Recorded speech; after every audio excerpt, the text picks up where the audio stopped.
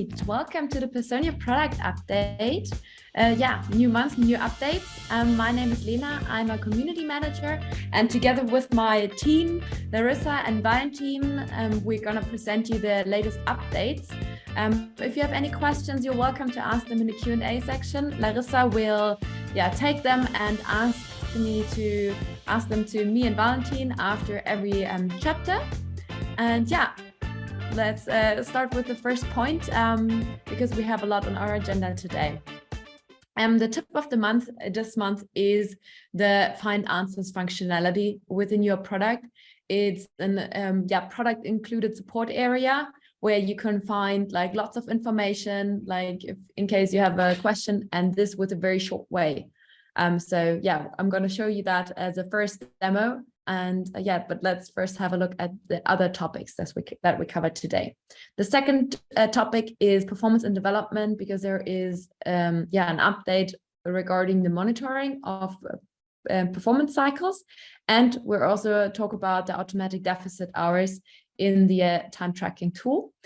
In the integrations, on the integration side, we have a few updates also. One is about the marketplace redesign and 4 integrations that we really shortly introduce. And the main focus and highlight for today, that's why also Valentin is here, is Personio conversations. We will give you a demo and show it one conversation, how that could look like, so that you really know what this feature is about. And then, of course, in the end, we will answer your question, or Valentin more or less will answer your questions to Personio conversations. So let's get right into it. Let's first have a look at find answers. So when we jump into our test account, and then we go to the bottom left, and there you have the help button with find answers. Every employee has this button to find answers, so they can ask their questions. For example, here I already see that it is in German. I'm very sorry about that.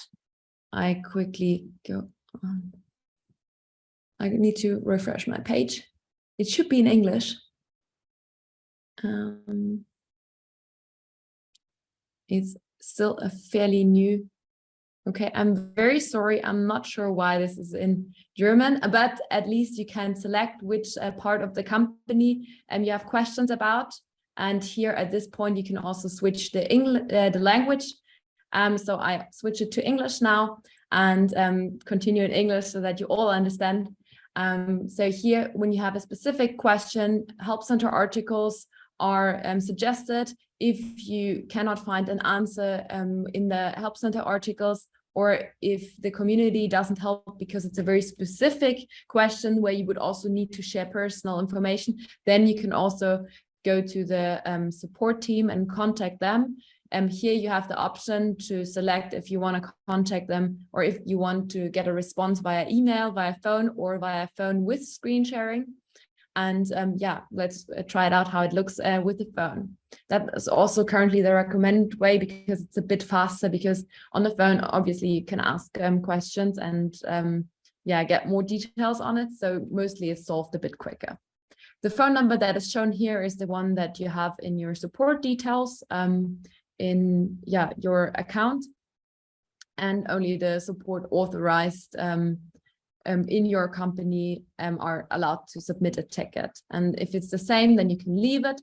And if it's not, then you can change it. And here, write the subject, what the topic is about, as description, add attachments. Here, as you have seen, as I've done, you can change the language. You can go which steps you have completed and jump back to another step if you want to. Then you also have the opportunity to get into full screen, because maybe it is too small for you, because I understand it's just a small window. And as you've seen also in the beginning, I have moved it around, so this is possible too. And here, when you navigate through the system, it's very important. The main key takeaway is for you that you get out at the right position and you get in contact with the right Personio person. So if you need product support, you get in contact with our support team. If you have a question regarding subscription, you get in contact with your growth manager, and the questions are directly going to the right person. So this is very cool and efficient, so that you don't have to wait that long anymore, and hopefully gets your answer quicker.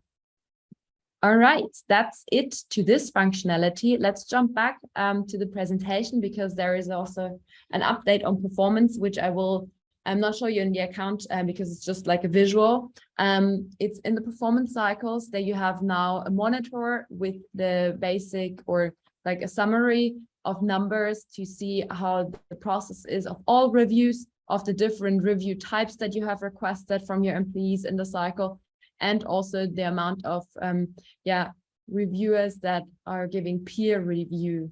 So you have this as a number 2. All right, that's it to the performance area. And then let's come to the third highlight of the HRM part. It is about the automatic deficit hours. Automatic deficit hours for many companies was a long-wished functionality. With this one, now it's possible to have automatic deficit hours as long there is no time being tracked in Personio. So far, if, for example, there was flexi time allowed in a company, and there were 2 ways, and one way was to enter from 8 to 8, so that Personio knew, okay, nothing was worked on that day, Personio has to deduct that amount of hours. And this now is happening automatically. And additionally, on that functionality, our product team has also included a second functionality, which is really helpful. It's when changing something in the attendance in the work schedule, then the work schedule automatically, you can create now a duplicate, so it doesn't change anything historically, because so far everything was always changed historically as well, and that was error prone a bit. And now you're really in the right time. You're being asked if you want to duplicate the working schedule, which would be necessary if you enter and if you start with deficit hours in your company.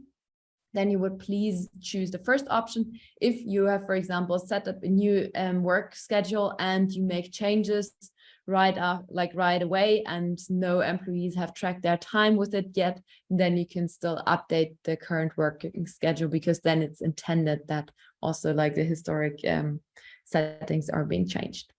So that's the main difference. And let's have a look in the account how that actually looks like.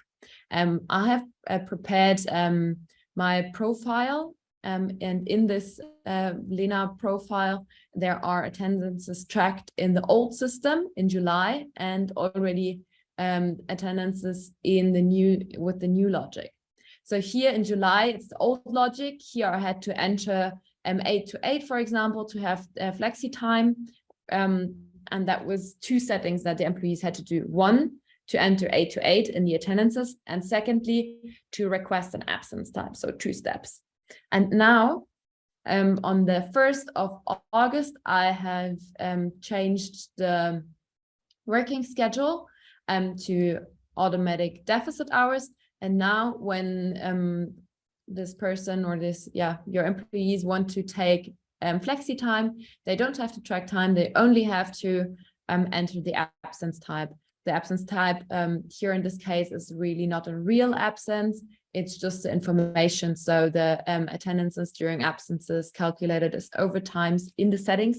This needs to be answered with no. Very important. And that's it to this functionality. That's the both ways how it looks like.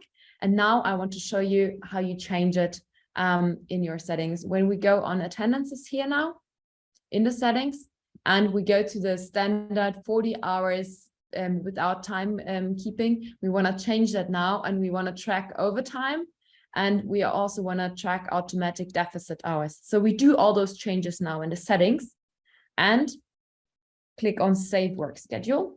And then there is this pop-up prompting up, asking us if we want to duplicate it or if we want to continue and also change the path of this working schedule. Of course, we don't want to like overwrite everything in the past. Very important.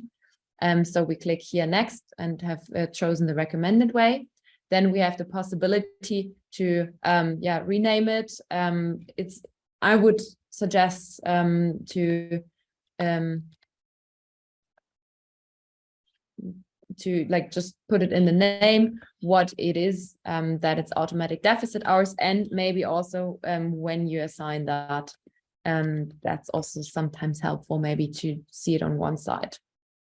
Okay, change as well from today. You could also choose any day in the past. Also one thing I think personally is a bit easier is if you start with the automatic deficit hours on the 1st of the month.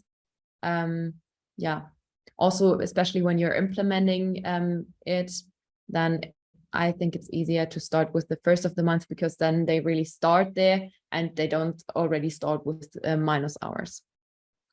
Okay, then next. And then you have an overview. You see for how many employees this module is changing. And that means when I go on save changes now, that means automatically this newly created copy is assigned to the employees. So you do not have to go into their profiles and assign it. Everything is done automatically. So this is quite convenient. All right, that's it. Do we have any questions in the chat, Larissa? I'm handing over to you. Yeah, sure. Thank you, Lena. So there's a German question in the chat. The question is from Nora. I tried to translate it. So she's asking, or she's saying that they're using the attendance for the working student and they're always billing to the 15th. And now she's wondering if their payroll manager will see if there's a duplicate and if she can change it afterwards. I'm not sure what is meant with the duplicate, but the automatic deficit hours. So it means they have to enter their times, and it's good for the working students that they have it from the middle until the middle of the month. That is also what we recommend. So very well done on that side. I'm not 100% sure what the duplicate means. Usually the track time is automatically being pulled in the payroll list, and there you see also, for example, when the employee, the working student, was sick for a day, then these hours on the sick day plus the track time that is also approved in the system, they are being pulled into the payroll. And you see that also from the time period. So it's not recommended to do any changes afterwards, but everything until then is in there, and you should also be able to see that as an accumulated time. Thank you so much, Lena. That's it. No more open question at the moment. Okay, thank you, Larissa. And in case the question wasn't answered fully, please reach out in the community that we can clarify that. All right, then let's continue with integrations and check out the marketplace and the new 4 integrations. In the marketplace, there was a redesign done. Mainly new filters added, also the option to see the most popular integrations. And on the detail page, it's now possible to see whether the integration can be used with your current package or if you would need to change the package. And so you have a bit more details because that was one thing that was wished for. Then in also having an eye on the time, I'll give you a short overview and very briefly over the 4 integrations. Ashby, High People, and Talent Odor, they're 3 recruiting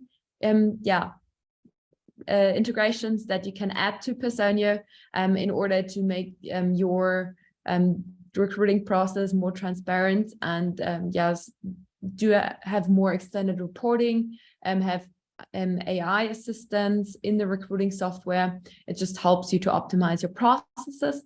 And in case you need a data protection solution, a digital one, then Hey Data is your tool, because they advertise that they can take over your task within 2 weeks and offer training for employees and support you with data protection experts. And also, for example, if you don't have a data protection expert within your company yet, then it might be a good start. All right, then who is coming to the highlight of today's webinar, Personio Conversations. I say, welcome, Valentin. Thank you for being here. You're welcome to switch on your camera. Perfect. I see you. Yeah, cool that you're here today. Yeah, thanks for the invitation. Anytime. Yeah, before we start with a few questions that I have and the demo, I would quickly like to do a poll just to get an overview where you're standing, how you're currently handling your employee requests, if you have heard of Personio Conversations, because we had a few webinars on that topic already, and in the user group meetings, it was also mentioned a couple of times already. So it would be great if you fill out the pop-up here quickly, the poll, and then we can get started. And we also know where you are standing at the moment. All right, I see we are at 40% participation. Okay, so far it's split evenly. In 2 seconds, I will close the poll. So decide quickly, please. All right, 1, 2, let's close the poll. And yeah, 36% are working with a shared inbox or group. 36% already have a ticket system here. I mean, this is a much smaller group, but the percentage amount was much lower in the German webinar that we gave this morning. So it's impressive to see that 36% are already having a ticketing system in place. And yeah, 27 or like 3 organizations do not have it, do not have a process in, or like a process in place. Interesting. 2, and Personio Conversations, 36% already know what exactly it is. Awesome, great to hear. You're welcome to ask your questions in case any come up. Valentin really is the expert here on that topic. And yeah, we also, of course, explain and give like a bigger overview for the ones who haven't heard of it, because it's also 27% who haven't heard about it, and also 36 who cannot like 100% recall what it is about. Oh, sorry, I just realized that I haven't shared the results for you, that you're seeing them visibly. But I hope it helped that I read them out, and we can stop the sharing of the results. Thank you. And then, yeah, let's have a look at the functionality. Valentin, what is Personio Conversation? What is this product? Yeah, that's a good question. Like, I mean, I would say Personio Conversations can do a lot. So there are a lot of things to name. But in a nutshell, it is sort of a concierge you could think of that manage all the requests of your employees in one place. Like regarding where your customers or what your employees are using, is it email, or do you use kind of a collaboration tool like MS Teams or Slack? Whatever you use, Personio Conversations is there to kind of pick up the request from your employees and bring it, so to say, to the HR management team. So on the other side, Conversations as well, like a one-stop shop for all your HR managers or kind of HR management kind of roles that want to manage all requests from employees at one place. And that is well what we are showing today. Cool. And yeah, why was it introduced? It's awesome what the feature can do, but why was it introduced? Like, So, I mean, when we look at Personio, we build a product that has a lot of HR-related functionalities all in one place. So it's easier for HR managers to stay in one tool to do like recruiting activities, absence management, payroll activities, whatsoever. And that's as well like what we're doing with Personio Conversation. We're bringing a lot of different processes that probably customers or companies use to tackle employee requests and bring it all to one place, making it first of all easier for employees to bring up their requests, and at the same time make it easy for HR managers to answer all the requests, or kind of keep up with the scaling or kind of with the increasing amount of requests, you could say. Cool. And which packages do our attendees need to have in order to use Personio Conversation? That's probably the first question that pops up now. So first of all, it is required to have an HRM plan, regardless if it's essential, professional, or enterprise. But if you want to use Conversation, it comes as an additional package in a standard and premium edition. And I'm quite sure then the next question will be, what's the price for that? But I guess it's something we cannot share today in this webinar, in this session today. It's something you have to discuss with your growth manager individually. All right. So yeah, we also have a poll in the end where you can say if you want to have more details on it. So you can just click on there regarding the, but let's first have a look at the tool. And yeah, I'm very excited, Valentin. I stopped the sharing now so that you can take over and show us what the tool can do. Yeah. So I would say first thing first, we start in Personio. So when you're in your dashboard, you have on the left-hand side then the new listing here, which is conversations. Once we click on that, a new tab is open. So we are sent into a new area into Personio conversations.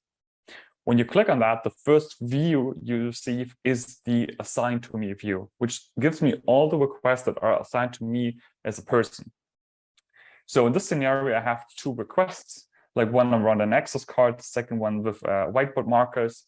I see that the first one has some information already on it. I know it's assigned to the office management team. This is about a key card here. I see the category. I see that it's a priority is set to high. It is still in to do, so it wasn't touched yet. We could probably move this to in progress when we start working on it. And we see another one here. This is already in progress. If I want to learn more about like the requests that are ongoing in my teams or in my teams, I could just well go to unassigned, where I see all the requests that are not assigned to any person yet. However, they are always assigned to a team, so you cannot receive a request that is not assigned to a team. So this is the prerequisite, you could say. But even from here, you can start adding like categories, or as well like projects assigned to that, but still they remain here in unassigned. The number 6 here is not indicating that we have 6 unassigned requests. It's saying that we have 6 new requests. So it's saying here new request. Once I'm clicking on it, this number will dedicate to 5 because we already clicked on that and it's not a new request anymore. And if I want to see all the requests of my teams, I can go to all requests and have then here all the requests available. If I want to make sure I just want to see my requests for the office management team, I can just filter here, say team. Now I have office management unique. And in case I want to always come back to this view, I can as well save this view. Let's say office management and save the view. And then I have this view down here in my list, office management. If I want to review all the kind of done requests that we kind of answered already, we can here go to archive and review all the resolved or closed requests from all employees. Of course, we can as well add filters for that, just to look up like resolved requests for a certain team. Then next to that, we can hover over to projects, which allows us to store requests under one project, which is super useful if you're working on a certain topic or kind of project, which affects multiple teams. So there's always one team owning the request, owning the project. In this case, that's the Christmas party owned by finance and payroll. But any other team can then add their request to that project. So in this scenario, just from the overview, we see that 0 out of 3 requests are resolved, but we as well know that there are 3 requests assigned to that project. So the finance and payroll team, since they are owning this project, they can review all the requests that are assigned to the project. They cannot click into it. Like me as a person, I cannot click into the request if I'm not part of the team, but at least I know the meta information about the request. And I can kind of catch up with my colleagues and nudge them, hey, how far are we with that kind of request? All the other people, like from the other teams, cannot see any information about the project, but just add their request to the project. Then another thing would be then the outreach, super useful functionality to reach out to one person or even a group of persons.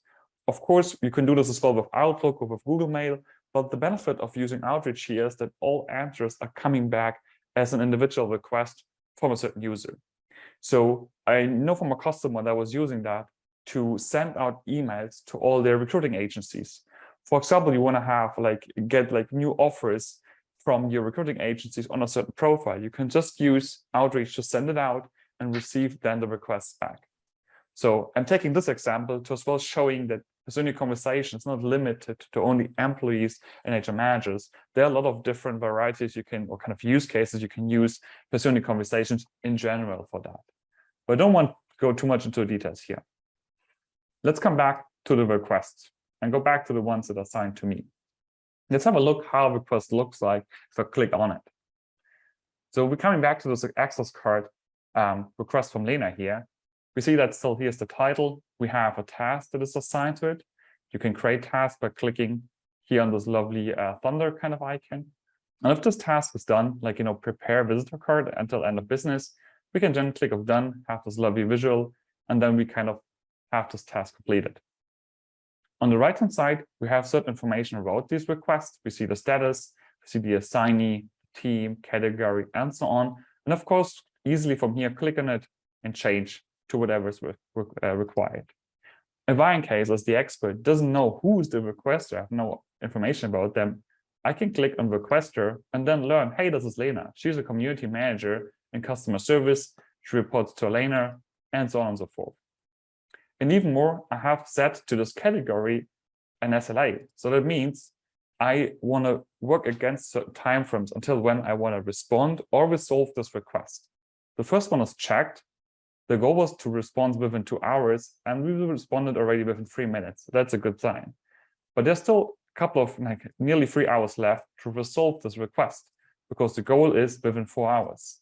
So we still have 3 hours left, kind of 3 hours to resolve this request to stay in our SLA. Otherwise, if we breach an SLA, this is marked as well on the request overview with a kind of a red label, which really indicates, hey, you breached your SLA. Definitely make sure to answer or respond or to resolve your request.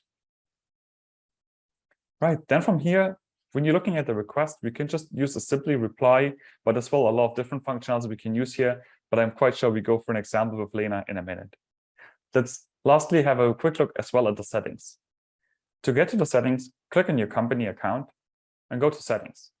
Before we jump here, make sure when you click on your company, you see as well like the teams you're part of. Like in my case, I'm part of the finance team, office management Munich, people operations, and the people operations general team. So it's well a good indicator to help, hey, for which team am I working in this product?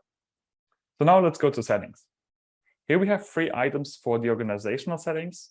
We have team settings, and we have individual account settings. Let's start with the organization. If you click on teams, you have an overview of all the teams that were created for this conversations account. We can always create new teams, but keep in mind you cannot yet delete teams. So this is something we keep in mind, but currently it's not in development yet. So definitely be careful when you create new teams to make sure that they as well have certain meaning and you want to use them. If we talk about access rights, I can imagine this is well a question that comes up. To get into conversation, you have to have either be an admin in Personio or you have the access rights in Personio for conversation. But then it's either an all or nothing functionality. If you have access to conversations, you can do everything in conversations or not. And in conversations, again, we use teams to narrow down a bit of access rights. So you can only adjust and edit teams if you're part of that team. In this scenario, finance and payroll, if I hover over members, I see my name, so I can click on edit. But this is well like Office IT, I'm not a part of this team, so I cannot edit it. The one member, Sabrina in this case, must invite me to that team so that as well I can start using or working with Office IT requests and as well edit this team. In case Sabrina, for example, is leaving the company and she's the only member, you can always impersonate in Personio and then log in as Sabrina to as well like unlock yourself if you come to the situation. So if I added a member, I can change some things like changing the naming. We can make this an internal team only, so employees cannot create requests for that team. I can adjust working hours. They are kind of important for the SLA, so only these times they are counted. Keep in mind, we currently only support CET time zones. So if you're not in the CET time zone, you have to adjust the times accordingly. And it's not working on the weekends, so Saturday and Sunday. It's only from Monday to Friday. Then there's a certain functionality of Slack. You can associate a Slack channel with this conversations team, which is super useful if you have a Slack channel where only people create requests for a certain team, like finance in this scenario. So employees don't have to select the right team in conversation or in Slack in this scenario. They can just send a request to this channel and the bot will automatically connect their request to the certain team that is associated here. And lastly, you can add and delete your team categories where you can add requests to. Let's have a look at users. Basically, we have all the users here that have access to conversations as like basically as well coming from Personio. So these are all admins or people in Personio that have the right access rights. You don't have to create users here manually to get them into conversations. Basically, every employee that has the right access right in Personio and clicks for the first time on conversations, a user profile is registered here for conversations. Still, if you want to, you can invite users manually, but definitely make sure that they have the access right in Personio to be allowed to use conversations. Otherwise, it doesn't work. On integrations, emails are always connected by default. So you can always start using the email address of the teams to send and kind of work with requests. For our demo today, we're using Slack. So we connected the Slack account, but as well, you can use MS Teams. It's very similar to Slack, apart from some little things that doesn't work on MS Teams. Like, for example, MS Teams don't have the threads functionality, but it's very similar. Right, then from team settings, you can as well update request statuses. Keep in mind, you always do this on a team level. This case, finance and payroll. You have 4 buckets like not started, started, on hold, and done. And for every of these buckets, different kind of request statuses. You have 4 default ones, which are marked with this lock button here. These are the default ones, and then you can add new ones. What I added for the on hold, like waiting for feedback, and I as well added the one for done, like closed. And this is kind of important, the close one, I would say, because if you're moving a request to resolve, this will automatically notify the requester that this request is resolved, and it will send as well like a feedback request to this employee where they can click through 1 out of 3 emojis, you could say, kind of saying, I'm not that happy with the answer of the request.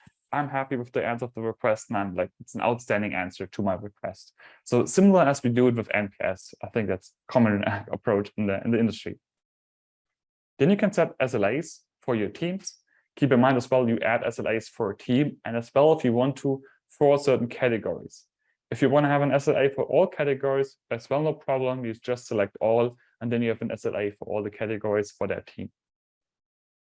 And last but not least, you can use saved replies, which are kind of templates that you can use to answer requests. Keep in mind as well, this is on a team level. So right now we have a couple of them for finance and payroll, but none for Office Manager at Munich, for example. So keep that in mind when you make team setting changes. Last but not least, you can as well like change notifications on an account level, where you want to get notified, for what you want to get notified, and as well enable or disable keyboard shortcuts. But as well, let's skip this for today in the sake of time and bring back Lena for our real life example. All right. Yeah, what we're going to do is that I'm in the employee role and in the requester role, and Valentin is in the expert role, and I am submitting an Personio conversation task or like a request. Here in I quickly finalize this. Okay, and then I send it, and then it should pop up on Valentin's side as the expert. He should see it. The first one, when exactly can I take special leave days? I'm mainly interested in the moving day, and can respond to that. Yeah. So I see this is just came in just now by Lena. It's a new request because I didn't click on it yet. Once I click on it, like this new request badge is gone. I now see as well like the text from Lena. I see that just came in right now. I have the date and time, like very accurate. And as well, like I start adding, like, move the status into progress because we started working on it. I can as well like assign it to me. I even add different things if I want to. Like in this scenario, I could either just write my text, write my reply here for Lena, but I know I have like a saved reply to answer Lena. So go down here on user saved reply, and then use, I think that's a special place explanation. So click on that and have an explanation, what you can do with your special day, special leave days, and just click on saved reply. So what I see here, there's like a kind of, a check kind of like this arrow down here, which indicates me, okay, Lena was sending this from a public channel in Slack. So either I can click on send reply and it ends up in her private conversation with the Personio conversation bot on Slack. Or if I want to, I can as well send a public reply, and then everyone else in this channel can read my answer. Like we were using this example for like a purpose where a team is requesting it, or hey, do we have budget for a party? And then probably HR manager want to make sure to make a public reply to, yeah, here's your budget for that party, so that everybody can read it and not just the person that created the request. But for this scenario, for now, we just go with send reply, and easy going, we have sent the mail to Lena.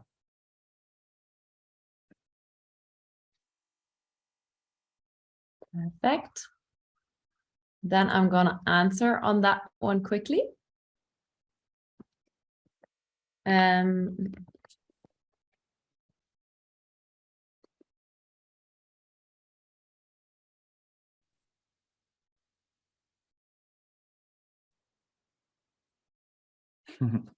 I've answered and send it off because I have received the reply now, not in the public channel anymore, but in my Personio Conversations account, like in the app. I will show you briefly afterwards, and yeah, then you'll see my perspective. Yeah, but yeah, so now Valentin can answer. Yeah, so without any refreshing the page, I just have back the answer from Lena, so I can start writing, hi Lena, whatever regulation you have in your company, yes, that's important. We can't take special leave days. Moving day if the distance is below 100 kilometers whatsoever. Best. Now, Valentin, again, here send reply or public. We keep it now private. And since we now answered her ticket, we can as well now move it either to resolved and ask for feedback and as well notify her, or we just move it to closed because we don't want to have her feedback on that for whatever reason. Could be as well that someone falsely created a request, and that's why we want to move it to closed. But let's use resolved for that. Now we can as well review on Lena's side, how does it look like to have those conversations with Personio Conversation. So I will stop sharing and let's hand over to Lena and see how it looks on her end. All right. I quickly show you how it looks on Slack. Valentin, can you see my screen? Looks good. Perfect. Thank you. So we're here in the Personio Conversations app in Slack. That's my Slack account. And here the question is automatically being pushed in. You can see that I also get regular updates. For example, here the first status update is being done. The second one is that Valentin is the person who is answering it and has it assigned to. And then the standard answer. And as soon as something was read, there's also this heavy check mark. So I'm also aware that it has been seen. And let's also have a look at the channel, because it is possible to request different topics from a channel. So here you see that I just tag Personio Conversation and ask the question, and then I also see here the first immediate reply. In case Valentin would have taken the public way, then I would see all the Slack all the messages going back and forth also here in this thread. So this is really cool. As Valentin mentioned, the example with the Christmas party, for this use case, it's great. It always depends. And for the use case that we just had, it was more convenient to solve this in private chat. You can use the Personio Conversations app yourself too. There you don't need to mention it as I have done here. It's also enough to just write the question. For example, my access card is not working anymore in the bot, and then it's creating a task and a ticket automatically. Just have to assign the team. And there you also can see that here the different tasks are being done, and you can always see that in the thread. We have summarized that here also in the slides so that you have it afterwards in case you download the slides.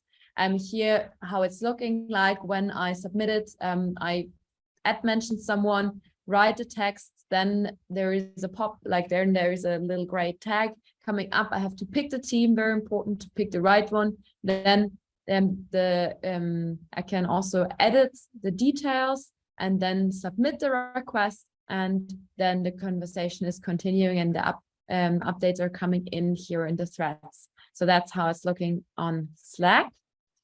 And for example, when another functionality is being used, I also have the view from the employees is the outreach messages. You can see here it's possible to BCC employees so they get information and yeah, just are in BCC, can respond to that, and the response is popping up in Personio conversations again, as you have seen in Valentin's demonstration. All right. That brings me to the end. In case you are interested in more details, want to talk about it with your growth or CSM manager, you're welcome to sign it or accordingly in the poll that is appearing now. And then you can just like tell us if you want to have more info, if it's not relevant for you at the moment, or if you're already in touch with your growth or CSM manager, and yeah, then we are aware. And yeah, other than that, do we have any questions in or from the chat, Larissa? So thank you for the great demo, you two. So yeah, we already have 2 questions. I think you already covered them, but I'm gonna read them out. So just to make that one complete. The first question is from Michelle. So she's asking, first question, how an employee does a request and what he will see. The second part of the question is how we can assign it to any team. The third question would be, where can you see an easy overview with deadlines for the assigned request? And the fourth part of the question, can we also make notes? All right. Okay, let's start from first to the last. So how an employee does a request, so what they see, I think this is what we showed in the example of Lena and I, like that we move forward and back between Slack and the product. I hope this was kind of answering this question. The second, how can we assign it to any team? I'm not sure if I got the question right, but it is important as a requester that the request is assigned to a team. So from this dropdown, they either have to select a team, or if it's an associated Slack channel with a team, the selection is automatically made. I talked to customers that have like a lot of people teams, and they don't want to kind of confuse their employees by selecting 1 out of like 10 people teams. For that scenario, they created 1 overall people team and a lot of people sub teams and check them as internal teams. So then at least employees can only assign the request to this people team, and the experts on the other side in conversations have to make sure to assign it to the right sub team. So this has some manual effort implications, but at least you can always make sure that the request is assigned to the correct sub team. Mm-hmm. The third question, where can you see an easy overview of deadlines for the assignment requested? If you talk about deadlines, so in the product, you can set due dates, and you can as well create a filter where you see only the requests that have a due date and filter this by with the closest due date, so to say. So kind of which request do you have to do like first, second, and third. This does not apply automatically to the SLAs. So due dates and SLAs are 2 different things. There's no way that you can filter or sort by due date. However, once 80% of the time of the SLA is reached, there's a new tag shown and saying, hey, you have 2 hours left to respond, or you have 5 hours left to resolve the request. So I hope this is answering the question. And can we also make notes? Yes, you don't have to make replies. You can as well create internal notes, send a request, send a approval request to someone else. So there are different ways you can as well deal with a request than just answering it. Perfect. Thank you so much, Valentin. And thank you, Michelle, for the question. Another question is from Gulshan. Will user have access to add the attachment while raising the request? Yes, that's possible. Once you send a request, you can just add your attachment in your Slack message, and then it's automatically added. Something that a couple of customers already raised to us is that you can send forms from conversations to your employees to fill out certain questions, like adding a URL or fill out a short text or select something from a drop-down menu. And they requested that we will add this up front so that employees can fill out a form when they create their first request and then send all together to conversation. That's not yet possible, but something we definitely have on our radar, already taken as a feedback. But yeah, TLDR in your question, you can add any attachment to the request. All right, so now I see there's just another question flying in from Michelle. So she's saying, thank you for the answering. Just to clear, so who is assigning to the sub-teams? Is that me as an owner of the Personio conversation? Does it just show up in unassigned then? Yeah, so every request is showing up in unassigned because you cannot assign a request to a person, but as a team. So if the request is assigned to a team, but not to a person, it will show up in the unassigned bucket. So then who is assigning the request to the sub-teams? Basically, everyone who is part of this overall people team can then assign the request to any kind of sub-team. But yeah, someone has to manually do it in this scenario, assigning requests to the sub-teams.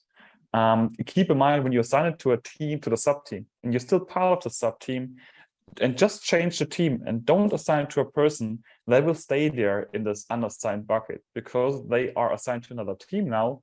Well, it's great, but unassigned means unassigned to a person, not to a team. For that scenario, you probably have to create another filter, another view, let's say unassigned, where it's not like where they are unassigned and part of this overall people team, and then you can move them properly. Okay, all right. Thanks again. And that's all open questions. So you answered everything. Thanks, Valentin. You're welcome. Thanks a lot, Larissa, for the questions, and also Valentin, of course, for being our expert today. Yeah, that brings me to the last point. One very important note here, the next Personio product update will take place on the 13th of October. So that is 1 week later than usual. Please take 2 seconds and move the event in your calendar 1 week further, because the hug is taking place. We are also in London, Amsterdam, and Madrid.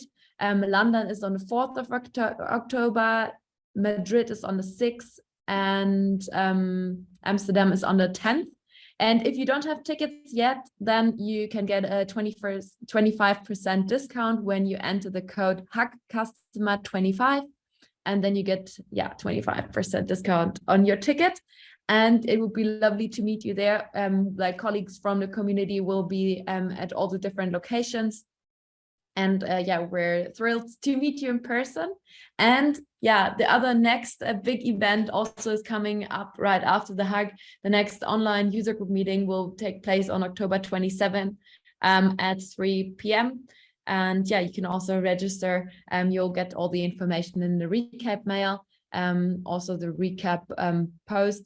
It will probably be done on Monday only. I think you're used to Friday, but this time we had to move it to Monday.